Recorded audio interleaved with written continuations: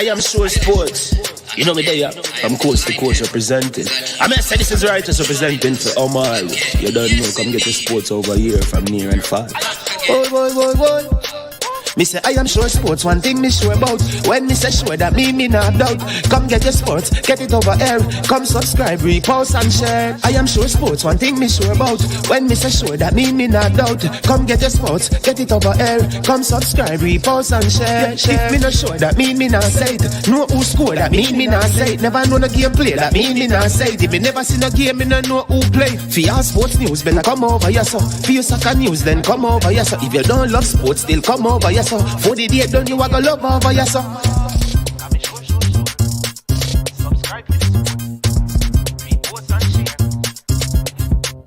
So when it comes on to behavior concerning football, Jamaica is decent.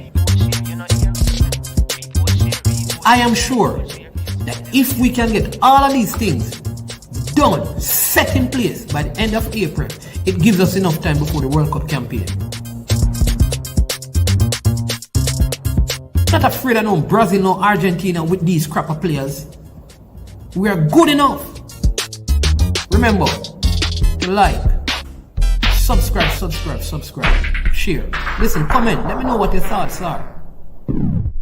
Trick Nick Jerk Marinade gives your meats and vegetables authentic Jamaican jerk flavor. The spices are directly from Jamaica. Spices like jerk seasoning, allspice, Scotch bonnet pepper, fresh scallions, thyme, ginger, and garlic. The key ingredients to a great jerk marinade. 0% sugar and low in sodium.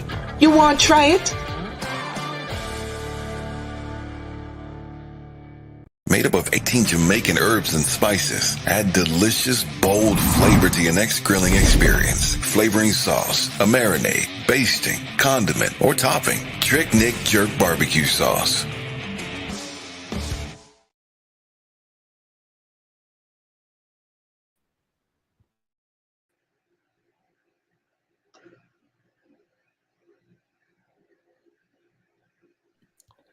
Stephan, you good? Good to go. Yeah, no, it's okay. We can get no noise now. Sorry. We gotta find you. Yeah, sorry about that, bro. No, I ain't too tech savvy, you know what I mean? Yeah, so we good to go. So Kendall coming into the show, you said also? Yeah.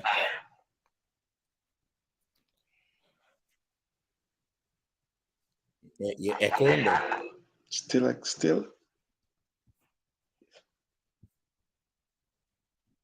That's why I restarted the whole computer. Sorry. I took off my phone, so.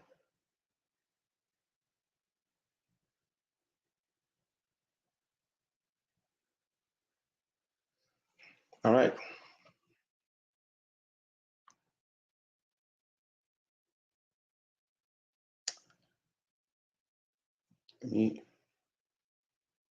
I'm ready to go when you guys are ready.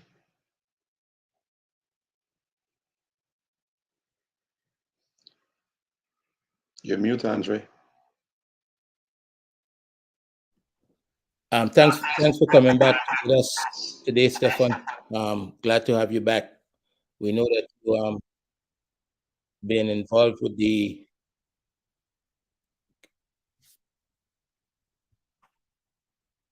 Haitian Football Federation and the Haitian women's team.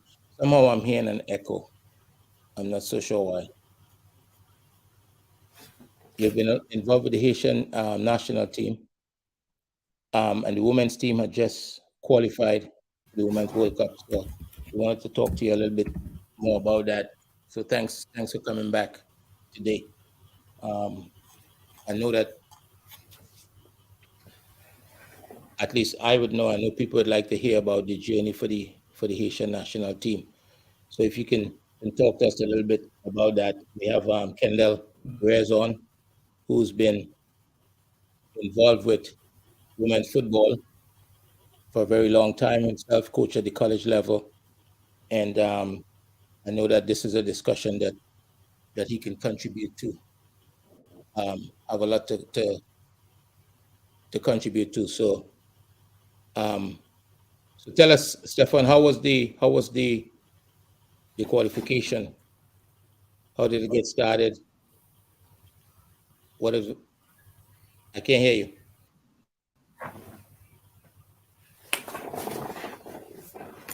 Afternoon, how you doing? Andre and Mannings, thanks for having me back. I appreciate you guys thinking about me and bringing me back on the show. I don't know where the echo is coming from, guys. I have everything off on my side. But also, Kendall, how you doing, brother? Good to see you.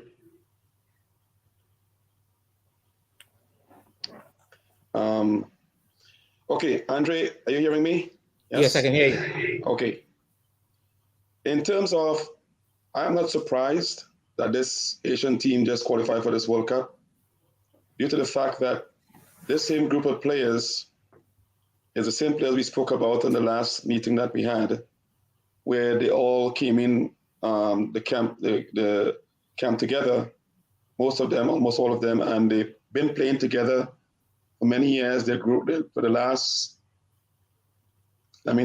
living in together, growing up together like sisters for the last 8 to 10 years.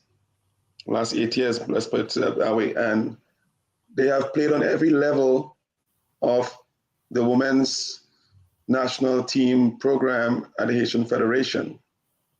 They qualified for the Under-20 World Cup as a group, and it's basically the same group that is just qualified for the Women's World Cup. There may be a couple, 2 or 3 players that came from foreign countries, but the 90% of that group were the players that came up together and have been playing together at all age levels in the Federation National Women's Program. And so there was no surprise to me that, these players had the ability, and one day they would qualify for a World Cup as they did. So I'm very, very proud of them, and I'm very, very happy to have worked with these players. You're mute. That's a little bit about the staff. The staff for that women program, for that women team right now, it's a French staff. They're from France. They had some, after the qualification process, the CONCACAF qualification process, there were some disgruntled this going on with in the team about the staff, and but then I think the players kind of came together and decided that they were doing this for them. The staff, don't know how them and the staff get along well. I don't know much. Delphine has been a new coach that they've brought in. In the past, after I left there, they brought in another French staff. And Andre, they take these French staff because basically they speak French, and also the French, these coaches that come from France, they sort of kind of, partner with the federation and say, okay, we come in the coaching team and we will give the federation, training time in France. We will get the federation, we'll get scholarship contracts for some of these players. So it's a sort of partnering thing they do with these French coaches, why they bring them in so often to the Haitian Federation. You're mute, Andre. I'm going to give Kendall a chance to jump in just now, but is that through UEFA or just that independent relationships that they're having with the coaching staff? Because I know UEFA has a program where they partner with, they get the MAs to partner with different MAs to help develop the football. this is more of a mutual agreement from the federation and the French. Not even so. This is like more with a mutual agreement with the associations, and not through UEFA or FIFA. This is just a mutual agreement. With this that keeps happening. Okay. Kendall, I don't know if you want to jump in here. I know that you are quite familiar, more familiar than I am with the women's game, and would have a understanding about the process in terms of what Stephan can help us understand about the qualification. Because for me, I just football in the region, especially in the English-speaking Caribbean, it seemed to have stalled, right? And you have, other countries qualifying for the World Cup, and I just can't wrap my head around why there's such a disparity. Thanks for having me on, Andre. Stephan, hello. I think one of the things I just made a note of here, a point that Stephan made was 95% of this team is local. And so I don't know if that's an exact statistic or it's an estimation, but we find that I'm trying to understand the integration of the local players with the non-local players to have the kind of cohesiveness that he just talked about with this team, because they've been through the U20s and so they've carried on. So when I look at some of the other countries that even Trinidad and Tobago, when we talk about integrating US-based players or players from other places, how does that dynamic play out sometimes so differently when we look at this situation here? Is the impact really coming from having, the last time you spoke, Stephan, coming from the National Training Center, that has the driving force behind getting a team to qualify for the World Cup? Well, I would say this. It can happen both ways, because if we look at Jamaica, all right, Jamaica qualified for the World Cup, but having the majority of their players were foreign players. Okay, the almost 90% of Jamaica team that qualified. When I coached the Haitian women's national team, 90% of Jamaica women's national team at that tournament were foreign-based players. So it can go work both ways. But in terms of the developmental process for what the Haitian players have been through, that model, that is what this model has produced. That is what this model has produced, and it's been producing. Haiti has now qualified for the Gold Cups in the men's side many times. The youth programs, the under 17 boys team has qualified for a World Cup, the 17 World Cup. The under 20 women's team, this same group, qualified for under 20 World Cup just a couple of years ago, 3 years ago. Okay, this same group, and now this same group now has come and qualified for a Women's World Cup, and from that gives you an example of a majority of the players there were locally based players. But the difference, Kendall, is the cohesiveness that's happening there is these players been playing together. They've been living together, playing together for many years. And I think that is what have these players confident with each other, they're comfortable with each other, and therefore they have that confidence now that what they can do, what they've been through, and what they can do as a group, and they've showed it, what they can do. They fear no one on the pitch. That's how they practice against each other. So that's the reason why I believe that this group it can show and be a model for the rest of the Caribbean countries because, okay, if we go into, I don't know exactly how Jamaica, their program is, but you go into the Jamaica developmental program. If you take a Jamaica team, 90% of a Jamaica base team right now, and put them to go play in a CONCACAF tournament, if there will be any success, okay?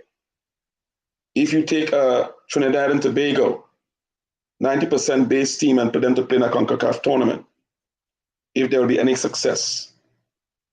So yes, Jamaica has had success with the 95% of their players are foreign based, but what's coming next for Jamaica is the issue. And I can tell you this Haitian group here and the groups that are coming up, they have the under 20 women's coming up soon, guys. Watch that under 20 team coming up again, and you will see what they have coming behind. It's almost the same attitude, the same developmental process taking place, and they will keep qualifying for World Cups from now on, based on what this has produced here. So let me ask you a question. I'm seeing what, I don't know if I can describe it as a pattern, but it certainly does look that way. So we recently had Dominican Republic U20 men qualified for the U20 World Cup and the Olympics as a result of that. We recently have Haiti U20 senior women team qualified for the World Cup. And as you mentioned before, the U20 women, the U17 boys qualified for the senior team for the World Cup.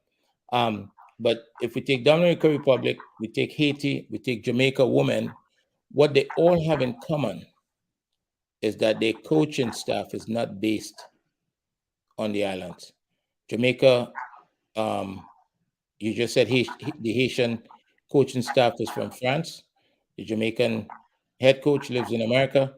Dominican Republic, they're coming out of Spain. Okay, is there something there?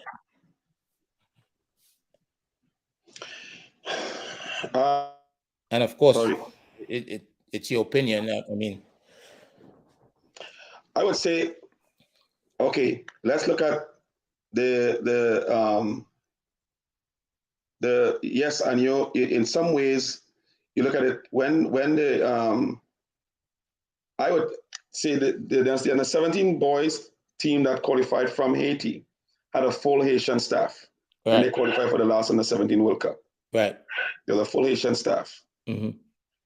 Most of those players were they moved into the under 20s, okay, and it's only, I guess you saw the quality of that under 20 team, what played in the last under 20 tournament. Mm-hmm. And it's only, I guess, because you had 2 red cards in that game, that put the team out of contention in qualifying. But yeah, there was a full Haitian thing in that, and as I said, the French influence with Haiti has a part to play, yes, of course, because of, again, the French would help the teams that are preparing. They would take them to France and give them the resources to work with and train with that they would not be able to get in Haiti. Mm-hmm. You see? So when I talk about the last time about resources, yeah, okay, this is what the French or maybe even the Spanish people will take these teams back to their country and work with them there a lot. Have them play friendly games there.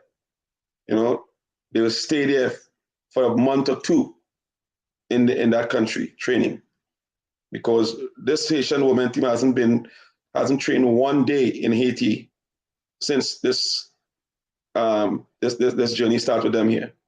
They have been in France consistently.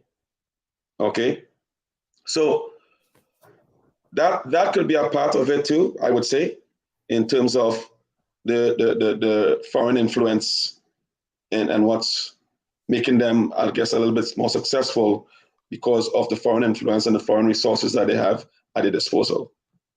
I know, Kendall, if you want to jump in there. Yeah, Kendall, I don't know if you want to jump in on this and share your thoughts on how because I'm hearing, and I had a note about the partnership, the relationship with the other federations. I know, as Andrea alluded to, there are other these smaller nations that are utilizing those types of relationships.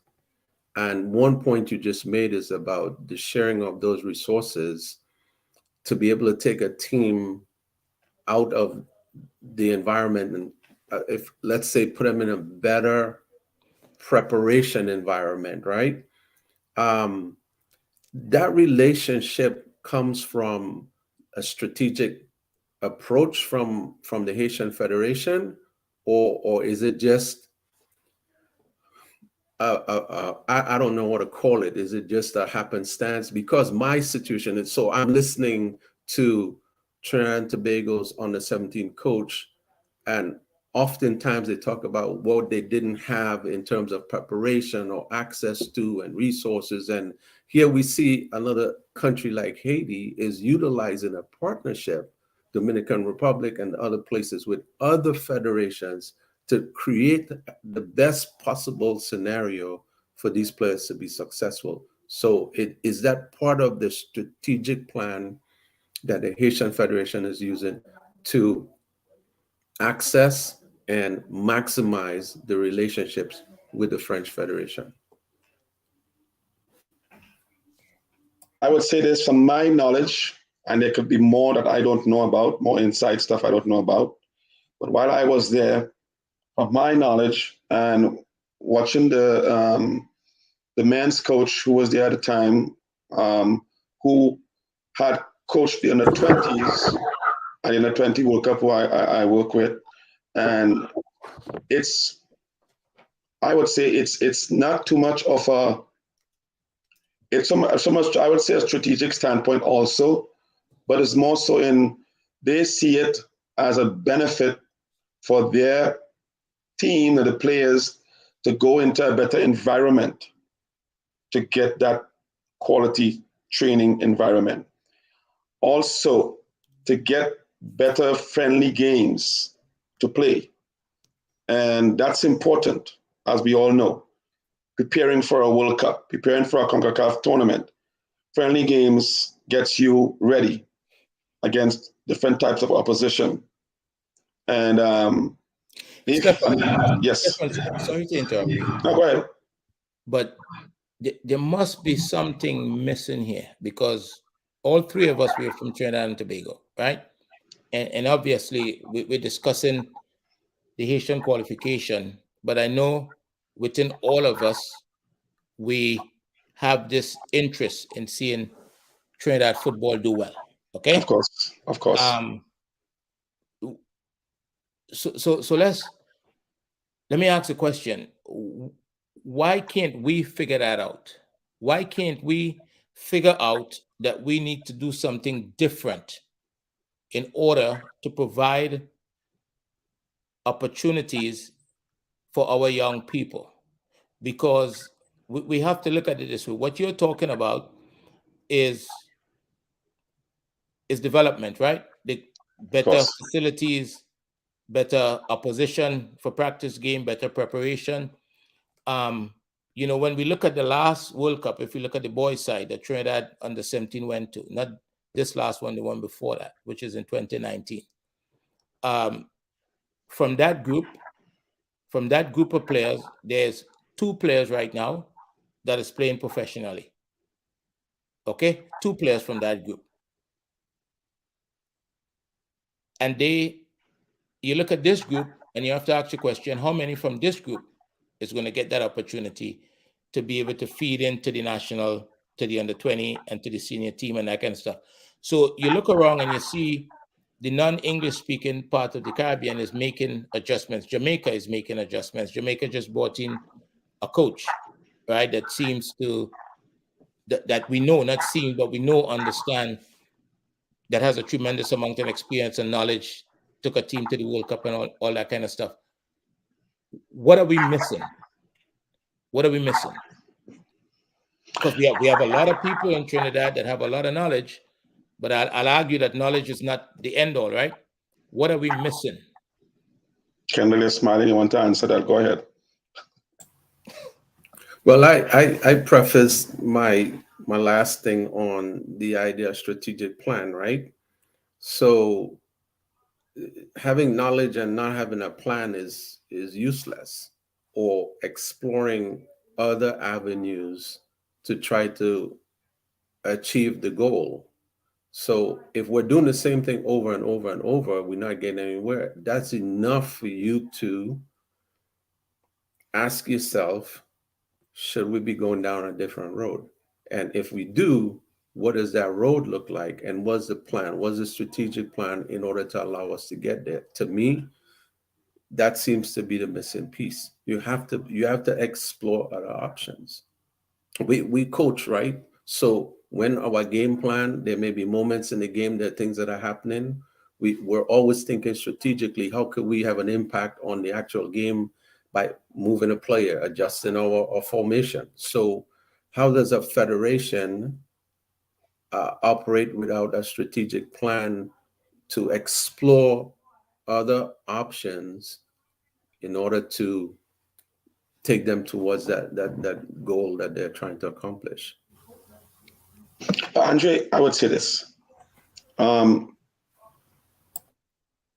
feel the difference that's taken place, and when I watch the Dominican Republic under 20 team, we scrimmaged, we played couple friendly games against them, and we were now putting. I said we only had 3 days before that under 20 tournament, and we drew one with them, and they beat us one. The first game they beat us, and the second game we drew with them, and there were about 4 or 5 Haitian-born players playing for that team. Their top ball handler on the Dominican Republic team is a Haitian kid. Okay, their top ball handler is a Haitian kid. Mm-hmm.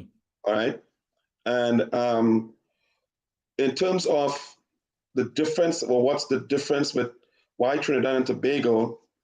We all Trinidadians, and we can say, and I think we need to get over the ego system that we have on our shoulders in Trinidad and Tobago, and understand that there are people out there who can help and add, not to take away, add something that would make that difference, as Kendall is talking about, that would help in the process of, okay, this is what we can bring to the table to help you all.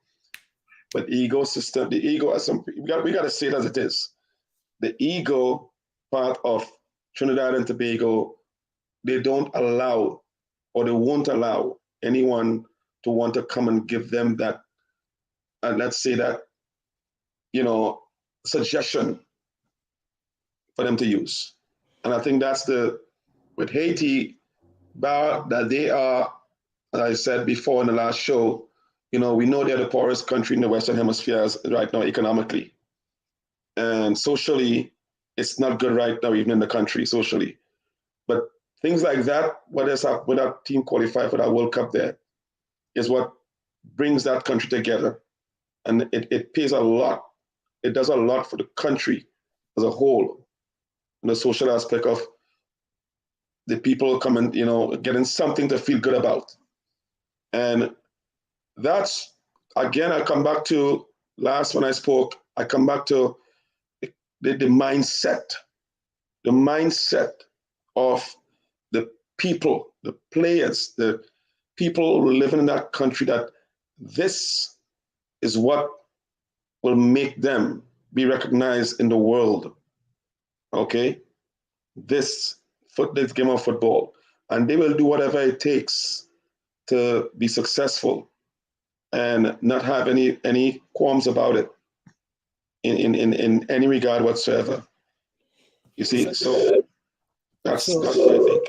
One of the people in the chat, Tennessee Lewis, is asking the question, is the public in Trinidad and Tobago putting pressure on the Federation?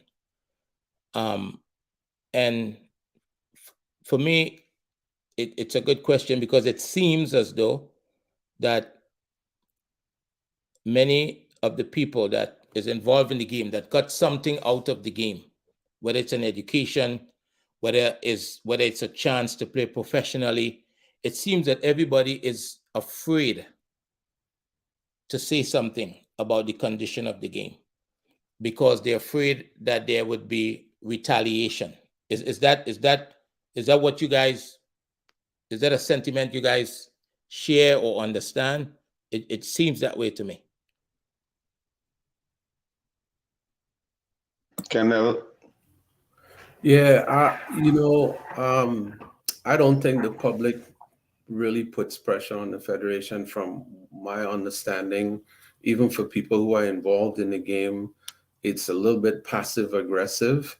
So you might hear some things. And so I've interacted with a lot of coaches and other people down there. You will hear things removed from the public, whether it's grievances, but they're done privately. There's nothing public that says this is not acceptable. This is not, we need more. We expect more. I'll give you an example. Even in most countries, a newspaper that reports on sport, when there's poor performance, there's a newspaper that says this is not good enough. They question and they ask questions. We don't even see that in the local paper there, right? In the women's qualifying tournament, Mexico coach was dismissed immediately. There's a report, there's feedback, there's all kinds of things that come out of poor performance that becomes public immediately because the newspaper carries the message, or supposed to. When we look in some other places, like Trinidad and Tobago, according to this question here, you don't see that. There's not been one mention of the performance, a post-mortem of the women's performance in the qualification tournament for Trinidad and Tobago. Not one mention at all. So we play, we're done, either we did or we didn't, and then it's over. So if there's no reporter that wants to carry the message or wants to ask the question, wants to ask the hard questions, then the voice of the public is not being heard. But it's done privately, not publicly.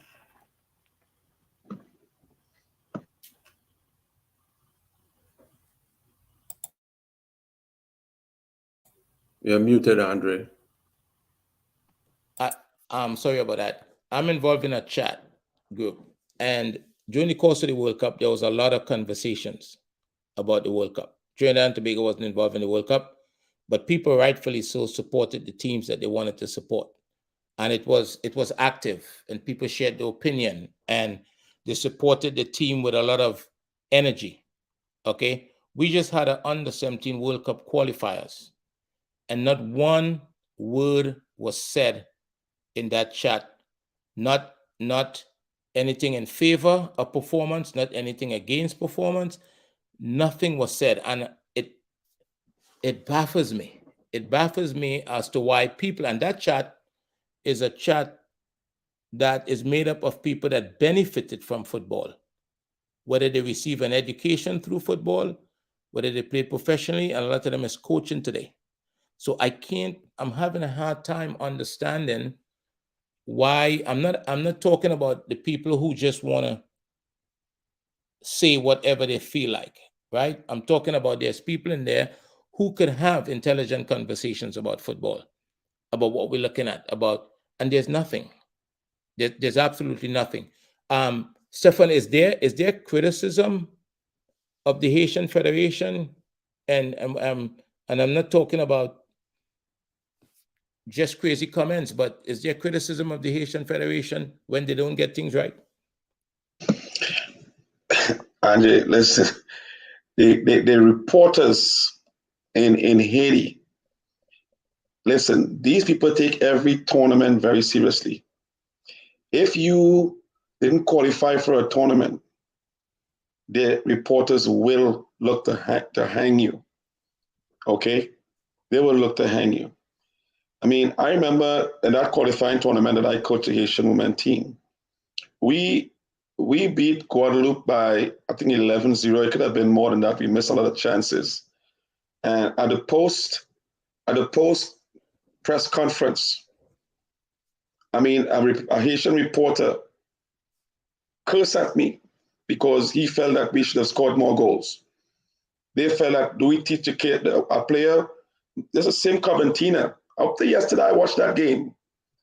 I was coming on the show. Even Coventina missed 2 1v1s in that game. Okay? And we missed qualification by 3 goals to Jamaica. That same first Jamaican team that qualified for that first World Cup that they qualified for. And we tied Jamaica, and the federation got hammered right away. Hammered. These people, you see, Trinidad and Tobago, the difference between Trinidad and Tobago and the Haitian population take football like it's their God. That's not just saying that, you know. They take it very seriously. And the Trinidad is, okay, we go play a tournament, the tournament finish, that's it, we done. Might talk for 2 weeks and that's it, done. Until the next tournament again. Not that way in Haiti. Not that way. They will want your head. You understand? And they, because they take it way more seriously than that. So I am, and I know, because, you know, I know Kendall for a long time. I know you as well, Stephan. We all grew up playing football in Trinidad. So there's no doubt that any of us just want to see Trinidad football in its rightful place, right? There's no doubt about that. And so to critique Trinidad and Tobago football, it's a normal thing, right? It's to critique, you know, if I shop at Nordstrom, for example, and I have a problem with the product or something, they don't get mad at me. They fix it, right? They fix it. They improve the product. They improve the service. They improve. It seems as though critiquing anything on the island turns into a situation where you become an enemy, and that's unfortunate, because for me personally, and I, you know, there was a time that I probably would think about it. I don't think about it anymore, because I know what I believe I've given a lot to the game and continue to do so. But this situation must change. It must change. You know, I saw CFU had a business, a strategic plan, as Kendall mentioned, and part of the strategic plan was to qualify 2 teams for the Women's World Cup. And so now they have achieved that, because Jamaica is going and Haiti is going. Could you share with us the role that they play in helping Haiti qualify? Well, I don't know. From that standpoint, I don't know from the political standpoint how much of an influence CFU was involved with the Haitian qualification as so much. CFU, the tournament that CFU put on, we know it's a regional tournament that they put on, and I think it does help in a sense with the youth tournaments that they put on, with the CFU qualification to get into the CONCACAF tournaments. That's where CFU plays their path.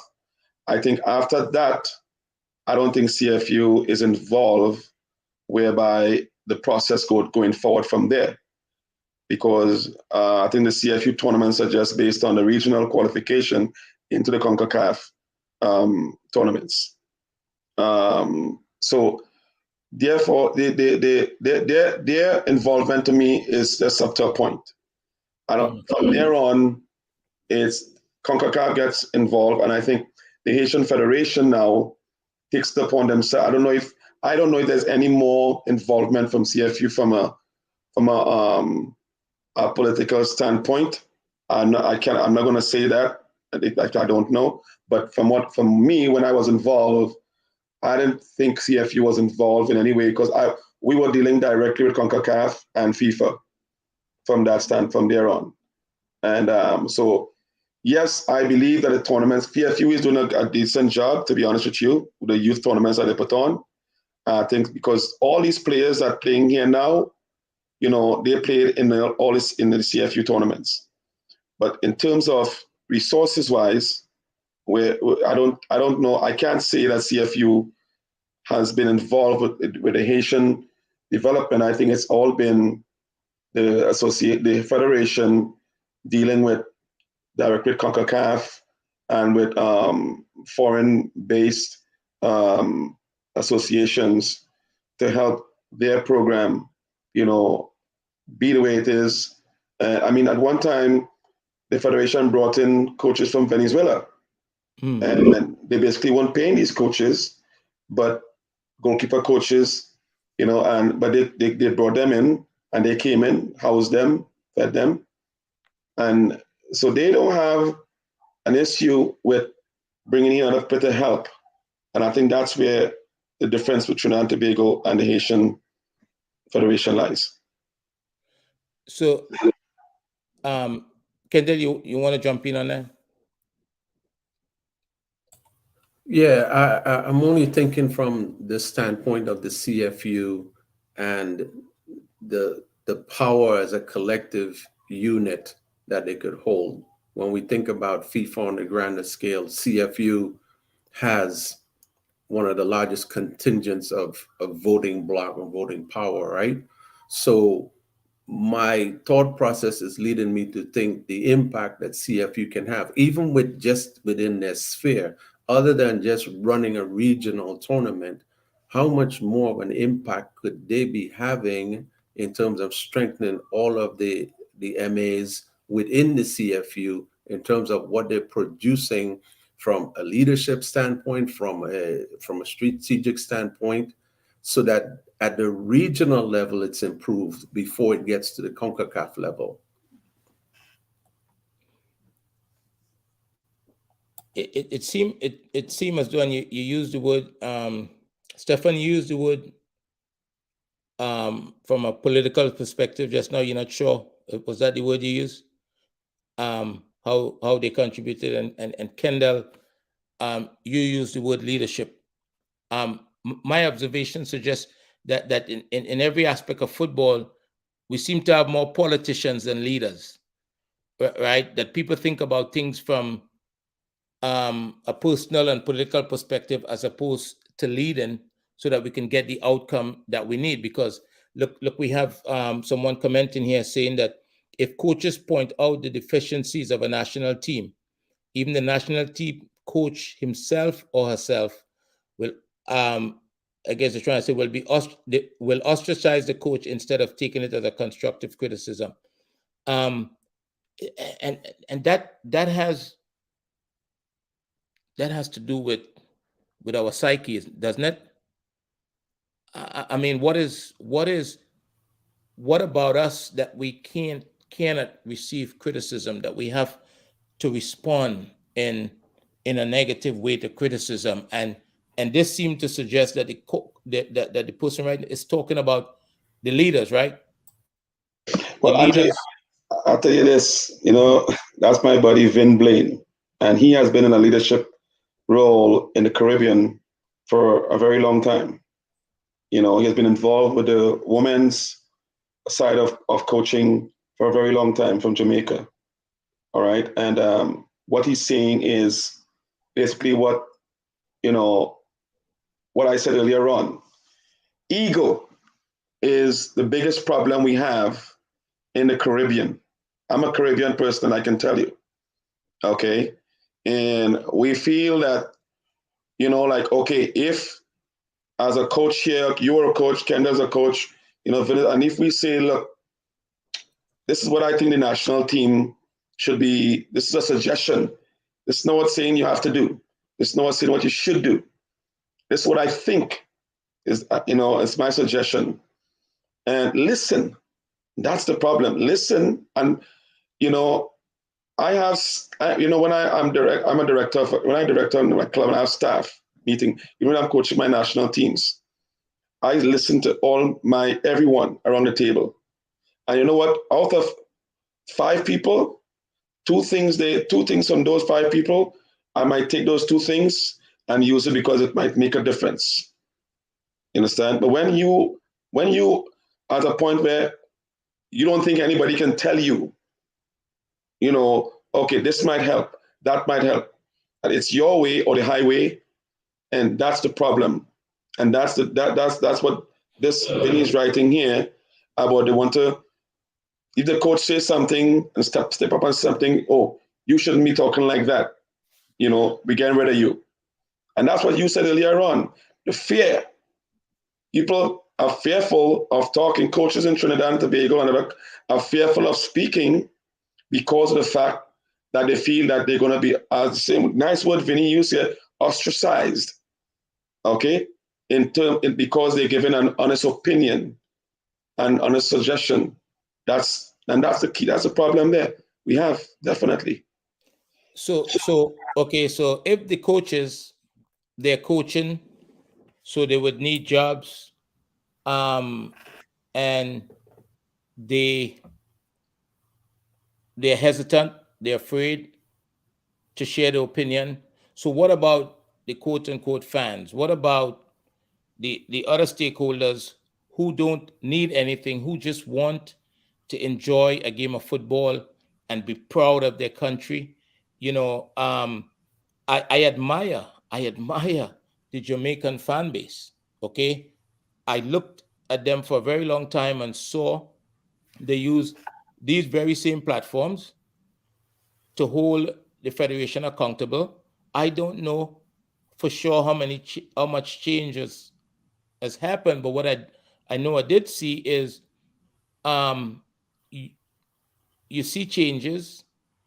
People from within the leadership is willing to come on to many of these platforms and explain to the fans and share with the fans what's taking place, what to expect. And from my observation from a distance, it seems as though Jamaica football is in a much better place today, because people do they have problems? Yes, they just recently had problems, it seemed, with the under-17. It's not my business, but right. But things seem to be better. And when something happened, I saw a situation the other day where they maybe half of the team didn't get on the flights, and the GenSec was out immediately explaining what took place and what the solution was. We don't get that. We don't get that back home. We don't get that back home. And if you ask about it, that's a problem too. So what is holding these people back from the football belongs to the people. Football belongs to the people. Football does not belong to any one person. So what about our psychology that have us so afraid to contribute, to try to hold people accountable, to make sure that we have a product we could be proud of? Hey, so listen, Kendall, talk. Kendall, go ahead. Well, I'm listening to Vin Blaine's point here, and you couple that together with the 2 things that Stephan already alluded to, right? This whole ego and vindictiveness and things like that. But when we talk about leadership, right, we're talking about a whole area that I think is where the football really needs to be addressed first and foremost, not the end product on the field, right? Because the leadership is the one that sets the tone, they set the direction, they set the strategic plan, they set all of those things in place. If a coach is appointed to coach a team and doesn't have certain resources as a individual professional, he should be able to say, look, in order for me to give my best work and my best effort, these are the things that I need to have. He should be able to say that and then have a responsive leadership team that works to address that. Look, if I'm a mechanic and I don't have the right tools in my box, I'm not going to be able to fix the car the way I need to fix it. So I've got to go tell the shop supervisor I need more wrenches or pliers or whatever. he can't criticize me, because at the end of the day, I'm not criticizing him either. I'm only asking for the proper support mechanism that allow me to do the job to the best professional level that I can. A coach who's professional should be able to do it in a way that the federation doesn't feel as you're attacking them, and there's no need for them to retaliate and ostracize a coach, but because he's looking for you. Because I'll tell you why. Trinidad and Tobago qualified for 2006 World Cup. And when Leo Ben-Hacker came in, I bet there was not one thing that he needed that he didn't get. It has to be the standard across the board without ostracizing or feeling for a coach feeling as though if I speak up, I'm going to lose the opportunity. The opportunity can't be more than what your goal you're trying to accomplish. The opportunity can be bigger than that. So let me say this, Kendall. So if you made the point about Leo Ben-Hacker, right? So he came in, he had his standards, he got what he wanted. So it goes back to the question, he got what he wanted. Local coaches are on one of the very first one of these conversations, Vin Blaine was on, and he shared his experience in Jamaica in trying to get things done as a local individual and couldn't get it done, but the foreign coach could get it done in 10 minutes, right? He shared that in one of the past conversations. So it goes back to the question, what about is it our education? What about our psychology that allows us to be able to serve someone from the outside better, but not our own? How do you explain that? I'm really struggling with that, because that happens, right? I watch all of Trinidad games, all 4 games, from the last under-17 qualifiers, along with other teams. One of the games I had to watch after because I was at practice. And I fell for the coach. I fell for the coach because I know when you look, the first 2 games he played was against America and Canada. America played about 40 friendlies in preparation for this tournament. Canada had, I'm not sure what the numbers, but a ridiculous number too. And our coach had 2. Right? Our coach had 2. And you watch the players, the coach was able to get the players to go out there and fight. It looked, they give everything that they had. Why shouldn't he be in a position to come back and share his experience from beginning to end, and we improve from there? Why? Okay, let me ask you this, Andre. This under 17 tournament is over. All right. See what happens with the players after this tournament when this under 17 team will ever get together again. Okay, and that's a big problem. Okay, that's what I'm saying. Okay, the Haitian teams, they go to a tournament, they come back home, they go back together, and they keep training together. They keep playing together. We don't do that in the Caribbean. We don't, I mean, in Trinidad and Tobago, we don't do that. I don't know about Jamaica, can't say much. I don't know about the other, and much of the other smaller nations in the Caribbean is like that. It's like, after we're done with the tournament, it's, okay, that's over. Until the next time. Why don't the federations or the associations, do what keep the teams moving together? And I said, this is why Haiti will keep having success all the way through. I coached an under-17 team in Trinidad and Tobago. For me to get friendly games, I had to put them in a local league, okay, to get friendly games. I couldn't even get to train in any one of the stadiums, okay? When Mr. Pellerud came in, he got the best because he was preparing the team for a World Cup. Fine.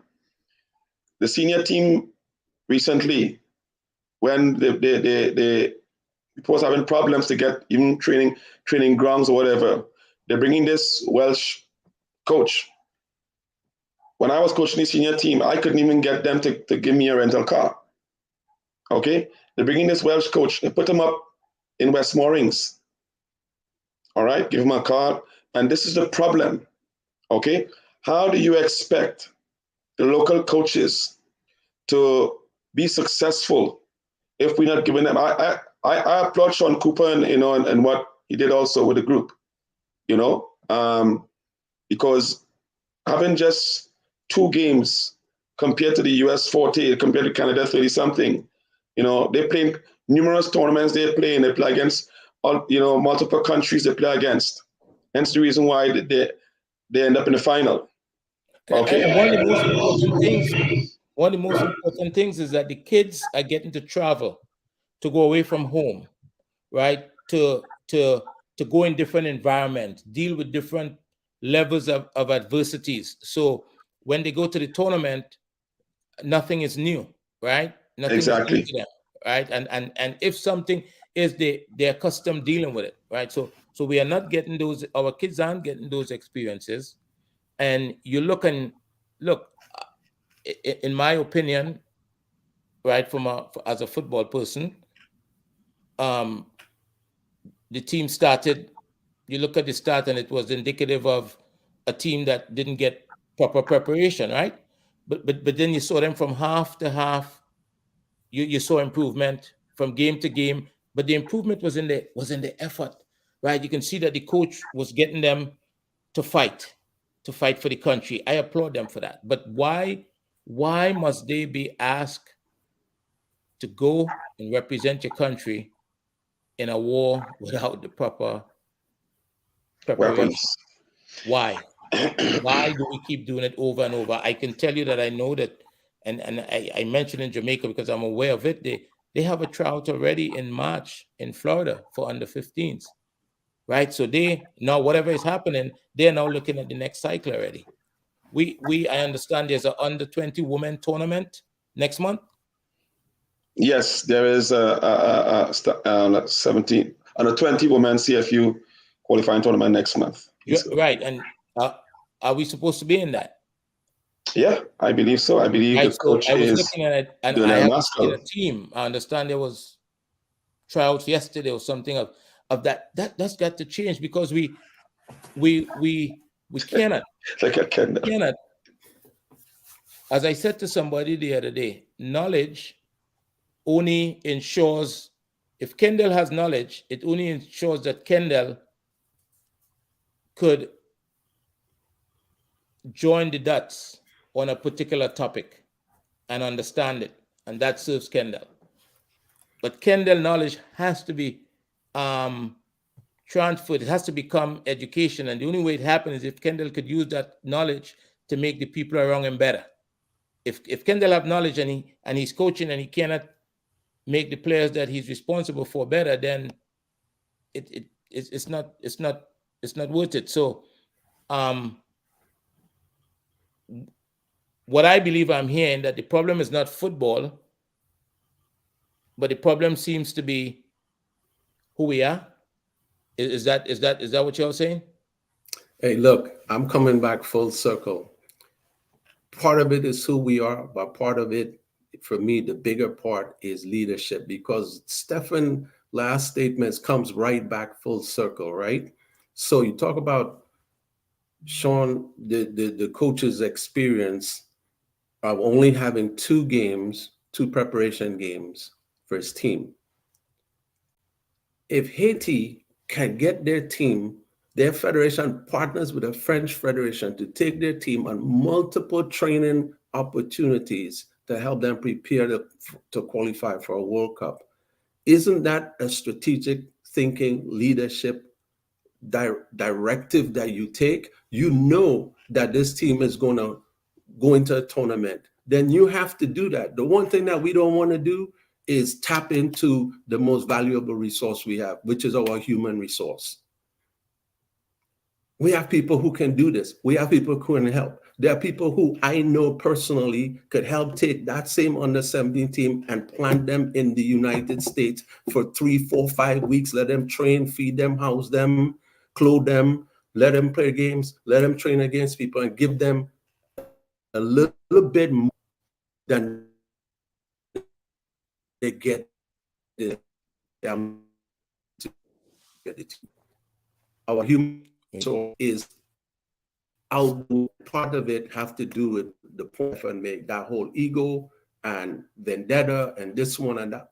It's time for past that. Good leaders know how to get past that. So you have to get good leadership, sound leadership, who are strategic in their thinking, who are visionary in their thinking, who understand micro and macro, and then put them in place to lead football. Because when the criticism comes from the public, they can stand up and they can say, this is what we're doing, this is why we're doing it, this is where we're going. They can give you all the feedback to earn the respect and earn the support of the public and give the football back to the public. If you have good leadership, strategic planning, good direction and visionary, the people are going to support, but you have to give them that.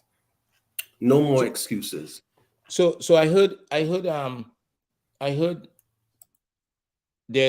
listened to the unveiling of the new league, right? And a league is needed. A league needs to start in Trinidad and Tobago. There hasn't been football for a long time. So you applaud them for that. I listened to the Minister of Sport. She was there. She was the keynote speaker, right? And she made some points. And one of the points that she made is that they're providing $3 million of support to the football. She also made the point that in the past, they have provided, I believe the number was $87.7 million to football, and she don't feel like, well, she didn't say that. I think she didn't say it seems she didn't say what she wanted to say, but $87.7 million was put into football, and we don't have a league. So $3 million has been put in, and there need to be some accountability for it. But $3 million is not a lot of money, right? When you're talking about professional football. But a league is going to start sometime this month. And the league is right now, based on that presentation on that day, the league is going to start in the same way in which it ended. How many years ago? Without a major sponsor. Being supported by the government, who was what it sounded like in that presentation in her keynote speech, supported by FIFA matching what she is given, what the government is giving to football. So there's not a major sponsor involved. And I again, the whole strategic planning part of it, right? If it's done in the way in which it's supposed to be done, then maybe it's easier to get a major sponsor, and maybe they get one in the end. But there's not a league in the world that I'm aware of that is happening without a major sponsor. Look, let me say this. Again, I'm coming back to Trinidad and Tobago. Yes, a league needs to start. Yes, Janelle is starting an under 14 women's girls league. Don't know how long it's going to last for. But I would like to see when that league is over, what they get, what comes out of that league. What's next? Are they going to select the best players from each zones and start a national academy with these players from now to prepare them for the next under 15 team? Or are they going to just have this league play, winners of the league, whatever, get them a trophy, and they're done with that? Are they going to get these players from U13s now to keep training for the next 2 years as a group, for the next 2 years? And the developmental process, it could, happen now that group of players, and when they get to the 14, to play the next under 15 tournament, you start the next group. There's no let's put it, there's no natural attrition that takes place with Trinidad and Tobago football. Okay, There's no so natural attrition that takes place. so let me ask you this. So Janelle is going to start that league as a leader. She should want to talk about that league, make people aware, so that because if you leave a void, people are going to fill it in, right? And it's all going to be assumptions. It's going to be, it may never be anything close to what she has planned. Would she be willing to have that conversation? Because I think she should be willing to say to the public, hey, this is what we are doing, and this is the plan. And when the league is done, this is the direction. I think you know her. Would she be willing to do that? Well, I think, Andre, the only way you can find out that is to bring Janelle on the show. Well, would she come on the show? Because I tried to get the under-17 coach on, right? And he had to get that clear with the federation. It never happened. I tried to get the senior team head coach on. He has to go ask for permission from the GenSec. So it seems as though, I don't know how to characterize. I'll say this, and I want to say this. I see the technical, the chairman of the technical committee for Jamaica. I don't think a week go by that he's not on one of these platforms having a conversation about football. The general secretary is on when he needs to be on. You see people coming out and talking to the fans and talking to the public. It's their game, because these are the people that's going to buy the jerseys, going to pay to come in to watch the football. These are the people that work for companies in the country and around the world that has the potential to contribute to football, right? So why do you not want to talk to them and share what's taking place? Instead, we almost like we go into hiding, and we leave people to say whatever they want to say, and then when they behave like that, we suggest that they're just talking, and we attach all sorts of adjectives to what people are sharing their opinion, right? And they're sharing their opinion a lot of times without information, because nobody's giving them any information. We have a game coming up. We have Nations League game. I haven't seen anything advertised about it. Is anybody talking about it? Does the public know about it? It has been moved to Tobago. I talk to people all the time, and people don't know what's going on. Well, I'll say this, and I mean, that you said it earlier on, and I think, and Vinny said it. People are afraid to speak out because, fear of losing their jobs, fear of being ostracized, and I don't think. I think if you bring Janelle on here, if you ask her to come on to give some, about her league that she's putting on here, and what's the future for development of women's football? What it does? Do they have a strategic plan in place going forward?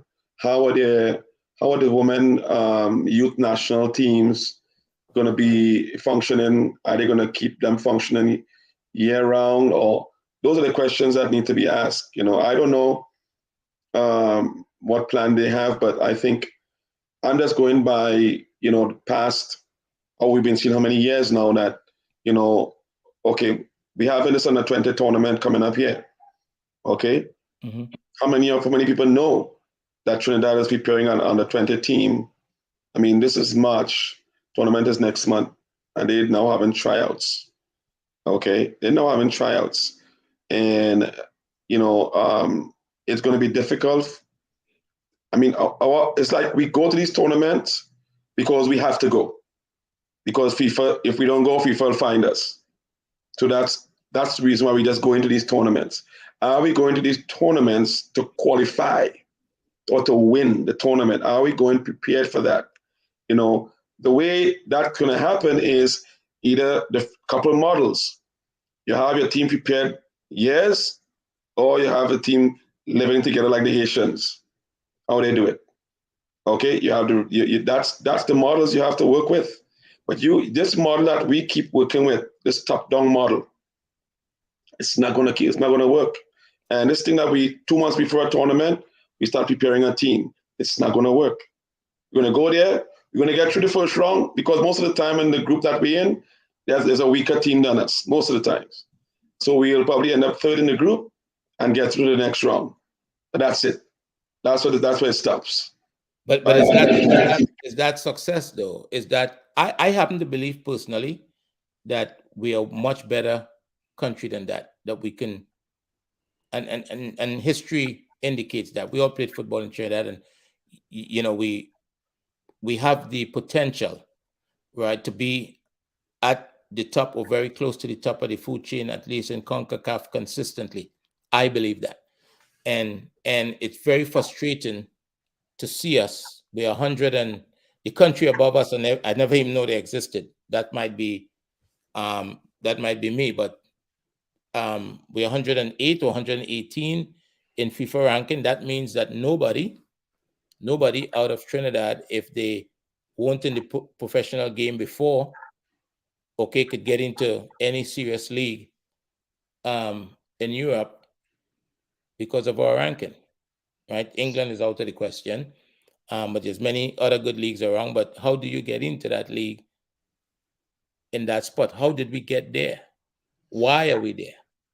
There's absolutely no reason for it, because we were never in the condition that Haiti is in. Well, I'll tell you this.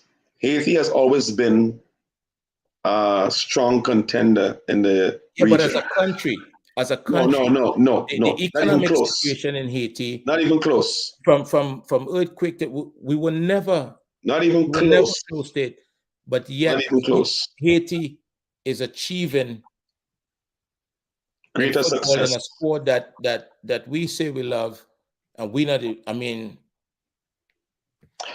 Andre, guys, we don't take the sport of football as serious as the Haitian people do.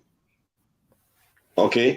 Mm-hmm. We don't take the sport of football as serious as the Haitian people do. Because as I told you guys in the last session we had, this is life for almost 80% of the players that's playing the game in Haiti.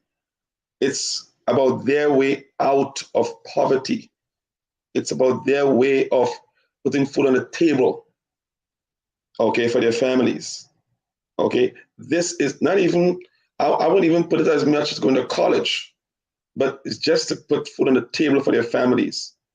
That's their way, and this is what they know. Football is the key to get them out of that. We don't have that type of mentality.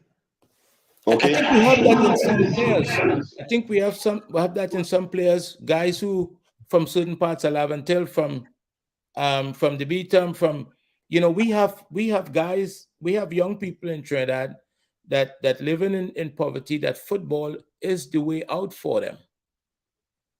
Well, I agree with you, because I know Jamal does a lot of work with young men in Mova who, through the football, they have, come out of, certain areas that they would have been in more difficult situations. But I'm talking about a country in a whole, as a country in a whole, as the people of the country, not just the players, the people of the country, and what it does for them, what this game does for them as a whole. Okay, it's the only thing that brings them, this country, joy. You should see whenever a Haitian team is going. I mean, listen, I coached in the stadium against Guadeloupe, lowly team Guadeloupe. The stadium itself was almost packed, almost 15,000 people to watch a game against Guadeloupe, a game against U.S. Virgin Islands. Once it's football, they're there. That's it. You see?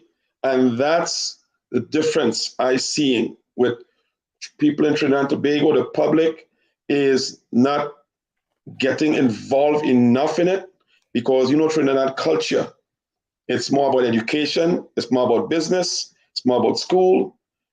Football is a side thing for the ones on the side. I would argue education. I would argue education. I like to say qualification because I see education as something different. Okay, because when you're educated, you improve your society. That's my argument. Of I course. remember I remember in when did Argentina win the World Cup in 82 or 86 or something like that? What year was that? That was 86. 86 with 86. Maradona. I remember reading an article where a woman was interviewed and she said that Argentina winning the World Cup saved her marriage. Her husband was happy again. Football is very, very powerful. Football changes is the only sport that countries have stopped fighting war so that a game could be played.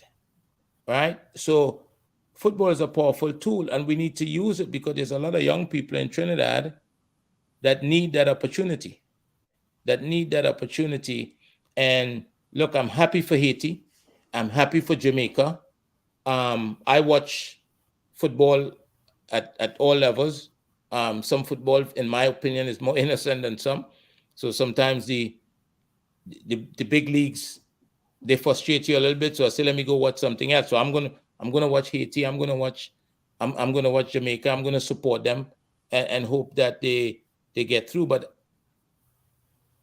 I'd like to support Trinidad too in some of these tournaments, right? At the highest level. And how do we get the people? Vinro just know about doing a survey. How do we get the people to get behind the football and demand a better product and demand accountability and demand some transparency and try to give us something that we could be proud of? I'd like to jump in and say that there's a couple of things that I think could be important. When we talk about this generation of players and whether they come from impoverished backgrounds or not, I think we all knew how we grew up. One of the things that we had was inspiration. There were people who we admired and inspired us at a local level, right? So as a young footballer, you admired certain players and you wanted to emulate them that were within your own sphere, right? So you had to find a way your messaging becomes important now. You have to find a way to be able to highlight and inspire these players with certain things, because some of these guys, I can tell you for a fact, some of these guys are on the notion that that getting a professional contract in Trinidad and Tobago is their next step. And there's nothing more to it than that, where you've got to be able to help inspire them beyond that limited scope that they're operating in, right? So that's one of the first things that I think. The other thing is, again, how you're approaching this success thing from a micro level, in that you play a CFU tournament first. Does your country, because you just talk about the world ranking, right? You have to see where you rank in your region first. So does your federation have your team in the top 3 in CFU? See, that's a goal. That's where you can start measuring success. Every team, every age group, we should be in the top 3 within the CFU. And then from CFU, we say every team, every age group, male and female gender, we're in the top 4 in CONCACAF, or the top 5, whatever number that is. And then those become your targets as a federation. Those are things that you can communicate to the public and say, this is where we're heading. And you can get people supporting a direction, something tangible that they can attach to. We are the number one in the Caribbean. Okay, fine. Right. We're in the top 3 in CONCACAF. What does that necessarily mean? What does it translate to? It translates to, if you're in the top 4 in CONCACAF, where are you going? You're going to the World Cup. Right. Right. So the strategic goal at the micro level, CFU, can you get to dominate the Caribbean first?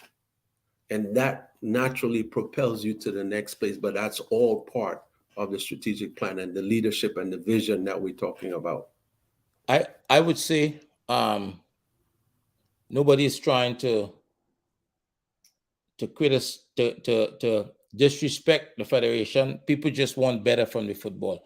I know I want better from the football because I know that we are capable as a people. I've coached for all the while I'm coaching. We set goals every year, and the club that I coach at is a very small club.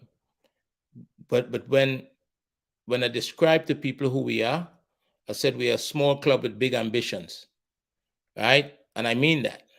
So every day we work to be competitive.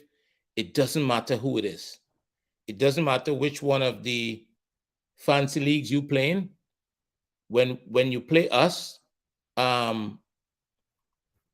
you would know that you was involved in a game. And that's daily preparation, fighting for the little details, for the little things. So I don't know how it happens over years because it's only your oldest teams in the club that you really hold accountable for results, right? Because they're at the age where winning is what they need to be doing because they've been developing the other things over the years. So how do we continue to believe that we can go to these tournaments? Well, I don't know that we believe that, but we go to these tournaments. If success for us is getting out the group, that's short-sighted. If success for us is getting out the group, we have to want more than that. We gotta have to have bigger ambitions than that, and we have to work to make that happen. And at the end of the day, and there's something happening right now. Tomorrow, and I know we said we'd talk for about an hour. I've got practice, so we got to jump off. But tomorrow, I'm having a conversation with some people from Tobago. Tobago is trying to do their own thing because for years they feel that Trinidad hasn't included them in the process of player development, of involvement in the national team. I don't know if they're right or wrong, but they are trying to do their own thing, and I think it's time they be able to say, what direction they're trying to go in, and voice and share what they have to share, because it shouldn't be like that. The country's Trinidad and Tobago, right? It really shouldn't be like that. They should feel part of everything that we do. Again, I don't know if they're right or wrong. If the emotion that they feel is real, but nevertheless, that's how they feel. They feel like they're on the outside and they have to do their own thing. I've heard some parts of the conversation about trying to become their own member of FIFA. So I think that'd be an interesting conversation tomorrow. So I want to invite you guys to be part of that. I'm going to share the information. Stephan, is there anything you want to say before we go? You're on mute. Oh, sorry.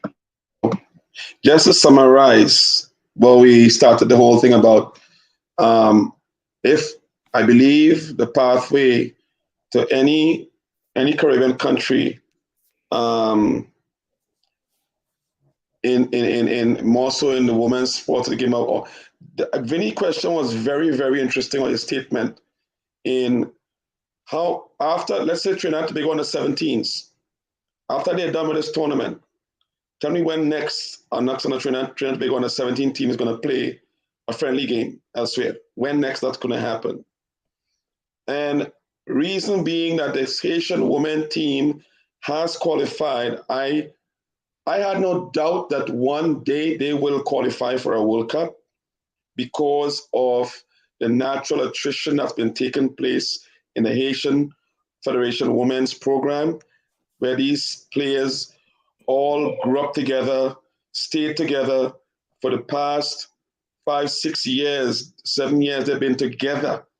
They have gone to, they have played in all of this group has, all the group and the groups that's coming up. They are playing in every level of the Asian Federation national team, 15s, 17s, 20s, seniors. They will all go that way. And at the end of that pathway, it's somewhere there's going to be some form of success of them qualifying for one of those World Cups. Okay, I can assure you that. And this is, as I said, the model that we spoke about in the last session. This, you see what this same model has brought fruitful, success for the Haitian people, for the Haitian Federation, for the Haitian players. And it's something that if we don't take something out of this and use it for the rest, and as I said, I'm concerned about Jamaica and what they're going to do after this crop of players is done, in terms of, are they going to keep looking for players within the US, within Canada, within Europe, or are they going to, start building the same model and across the Caribbean, where we in the Caribbean can know, well, look, every World Cup cycle, we are going to have 2 or 3 countries from the Caribbean qualifying for the World Cup going forward, because there's going to be more teams playing in the Women's World Cup going forward. There's going to be more. So we have to look to be able to get our teams ready from now for the next World Cup, not wait until the year of qualifying to start. We got to start now. And that's where the Haitian, they don't stop. They don't stop. They keep going nonstop. Which means that the coaches are full-time coaches. Yes. Yeah. Yes, they don't stop. They don't stop. After the tournament, they go back and they keep training. That group keep training together. Okay? And that's the problem, is a start-stop with coaching in Trinidad and start-stop with teams in Trinidad that has Trinidad where they're settling for mediocrity, basically, as you can put it. Okay, we got another group. That's a big thing. No, it's not a big thing. Let's look to get there in the last 4, as Kendall put it. That's what we got to look for. I agree with that. I agree with that. Kendall, anything before you? Well, let me congratulate Haiti and the Federation and their team for qualifying for the Women's World Cup. I know 1 or 2 players, their parents, who were friends of mine. So congratulations on the work that you have done there, Stephan. I know a couple other guys that do work down there in Haiti as well. But we're really proud of what Haiti has done. The emphasis is on bringing the game back to the people, making sure that the leadership, I know something just popped up about how do we hold the leadership accountable. The voice of the people is strong, and being able to capitalize on having good visionary leadership, a good strategic plan, and people who are willing to emphasize and enforce a direction for where football needs to go. I think those things are critical going forward. Well, guys, thanks for sharing. Let me ask, for those of you that's listening, don't forget to like the video, share the video, and both I Am Sure Sports and I Am Sure Sports Caribbean, and we'll be back on tomorrow with the group from Tobago, so that we can talk a little bit more about football in Tobago specifically this time. Stephan, thank you very much. Kendall, thanks for coming on the short notice. Okay. And, my pleasure, Andre. All right. So talk to you guys later. Management, right, thank you very much. Okay? My pleasure. Stephan, thanks for having me.